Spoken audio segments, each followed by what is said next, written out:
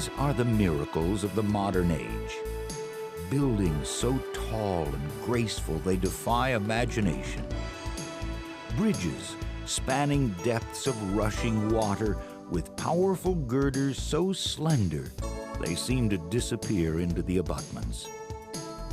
These are the miracles we live with and enjoy every day, and they could only have been built from steel. The strength and flexibility of steel is unsurpassed by any other structural material.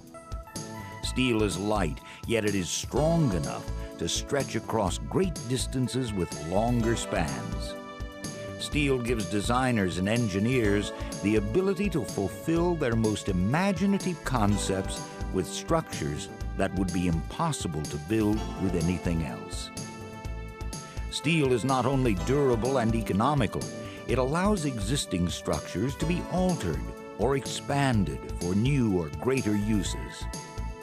And because fabrication can be precisely controlled off-site, steel is fast to build, much faster than other materials, and it is buildable in any season.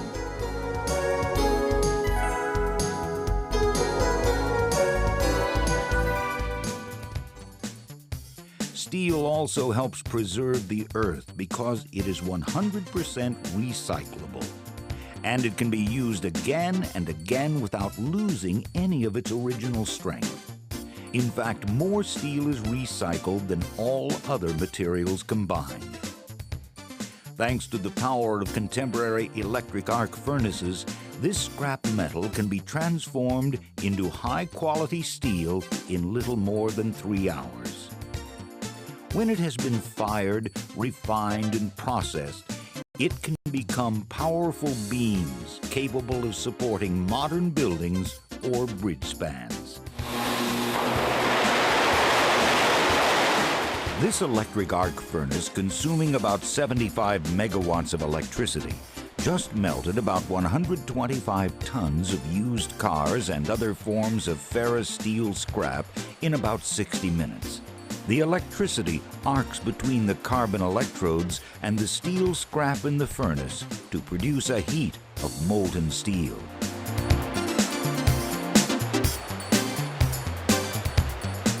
Once the scrap has been transformed into molten steel, specific alloys are added to create steel that has the exact strength and properties required for its future use.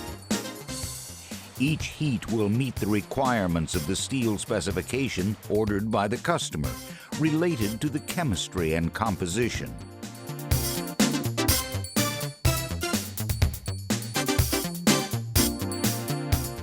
Using electronic microscopes and spectrometers, inspectors scan the steel to ensure that every piece of steel has a uniform and consistent composition.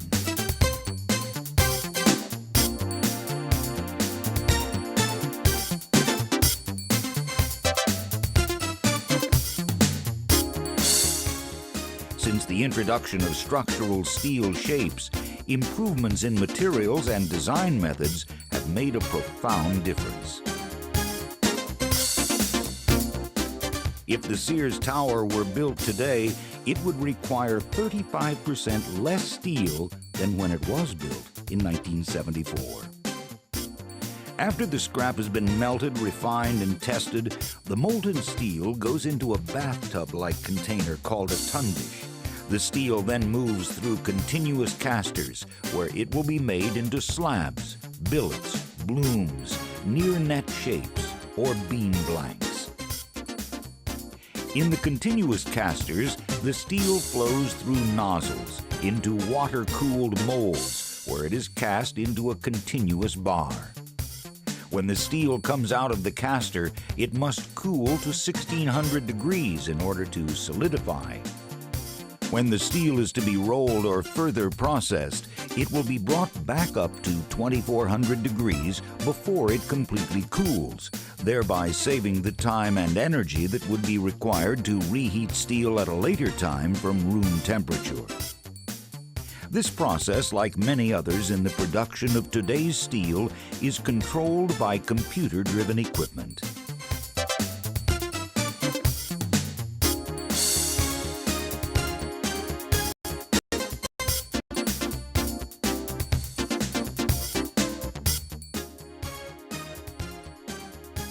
The steel bar then goes through a straightener, and it will emerge as the finished product.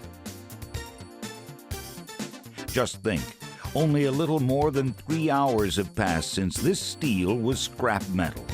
It has been transformed into high-strength steel, saving our precious natural resources and preserving the earth through the use of recycling technology.